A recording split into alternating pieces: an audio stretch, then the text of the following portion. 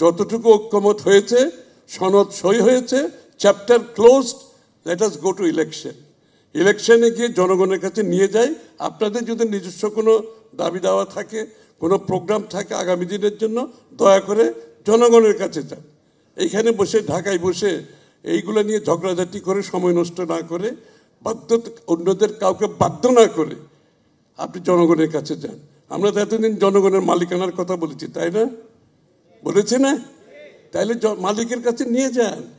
আমরা তো সবাই এখন কি বলে ওই ইয়েতে আমরা জব সিকার, আমরা রাজনীতিবিদরা হচ্ছে জব সিকার। ইন্টারভিউতে বসেছি, চাকরি দেবেন আপনারা, তাই না?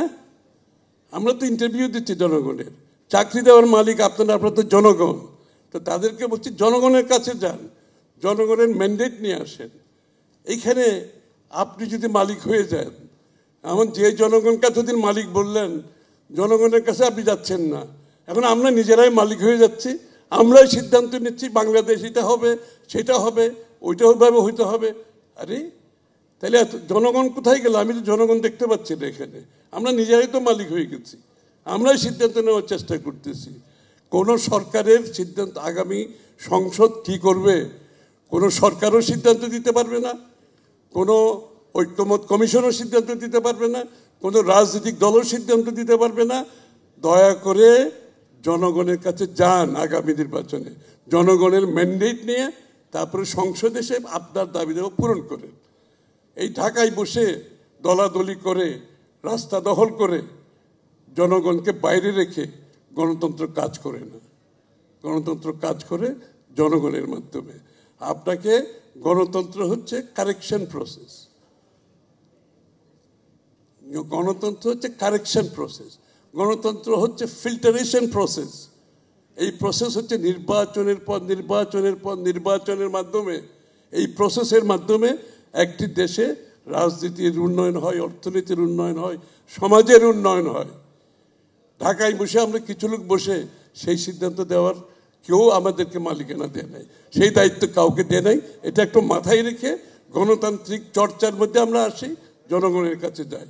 4 গুণ শক্তিশালী এনজাইম ও অধিক ফেনা সমৃদ্ধ অরিক্স সিলভার ওয়াশ মাত্র 70 টাকায়।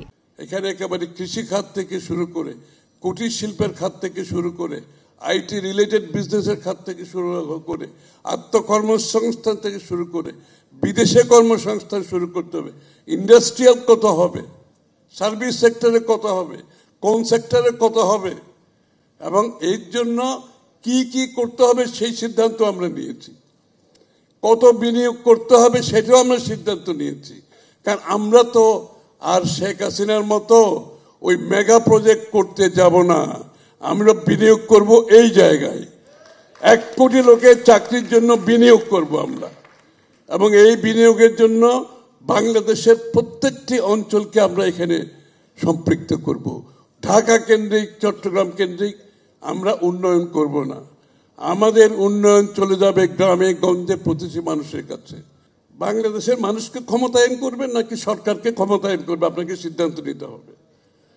আমাদের সিদ্ধান্ত হচ্ছে বাংলাদেশের মানুষকে ক্ষমতায়ন করা, সরকারকে ক্ষমতায়ন করা না। আপনাকে ইজি করতে হবে জনগণের লাইফ, আর দুর্নীতি বন্ধ করতে হবে। প্রযুক্তি একটা বড় বিষয় এখানে। আপনি যদি অনলাইন প্রত্যেক কিছু আপনার বাড়িতে বসে করতে পারেন, সরকারি অফিসে যত কম যাইতে হয়, ফিজিক্যাল কন্ট্যাক্ট যত কমাইতে পারেন, তত দুর্নীতি কমে যাবে। আপনার যাওয়ার দরকার নাই। দুনিয়ার কোনো দেশে বিল দেওয়ার জন্য, আপনার লাইসেন্সিংয়ের জন্য কেউ কোথাও যায় না, অনলাইনে এগুলো হয়ে যায়। একটা কোম্পানির রেজিস্ট্রেশন অনলাইনে হয়ে যায়, বাড়িতে বসে হয়ে যায়। এই জন্য আমরা ফিজিক্যাল কন্ট্যাক্টটা কমায় আনবো। আমরা প্রযুক্তি নির্ভর গভর্নেন্সের মাধ্যমে আপনারা যাতে বাড়িতে বসে আপনাদের কাজগুলো করতে পারেন।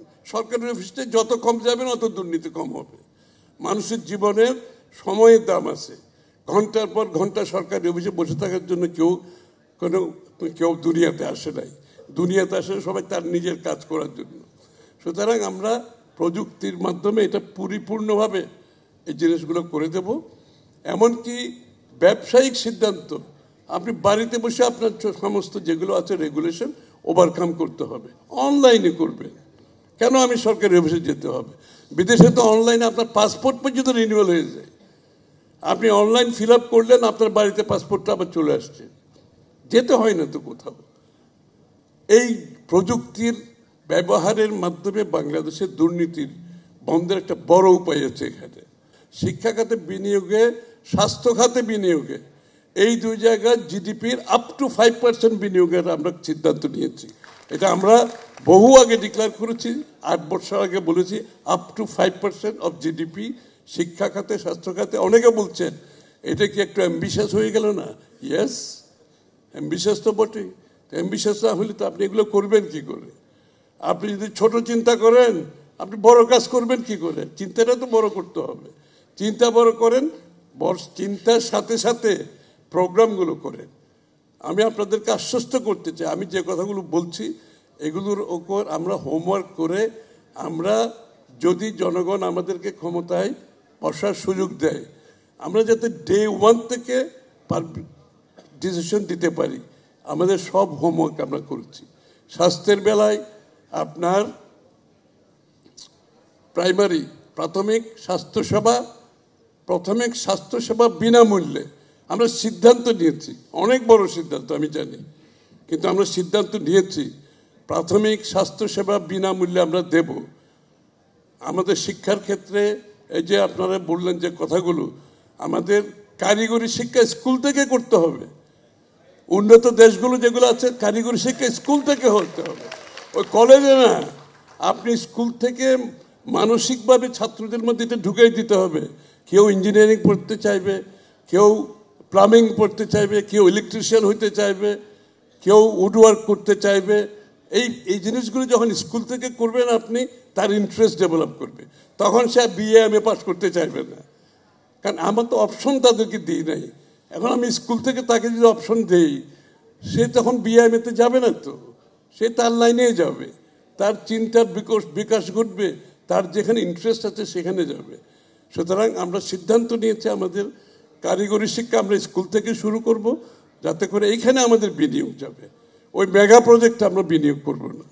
আমার দেশের স্বাস্থ্য শিক্ষা খাতে যদি আমি বিনিয়োগ না করি, আমাদের যে ডেমোগ্রাফিক ডিভিডেন্টের বক্তৃতা আমরা প্রত্যেক দিন দিই, ওই বক্তৃতা দিয়ে কোনো লাভ হবে না। আপনাকে শিক্ষা খাতে বিনিয়োগ করতে হবে, স্বাস্থ্য খাতে বিনিয়োগ করতে হবে।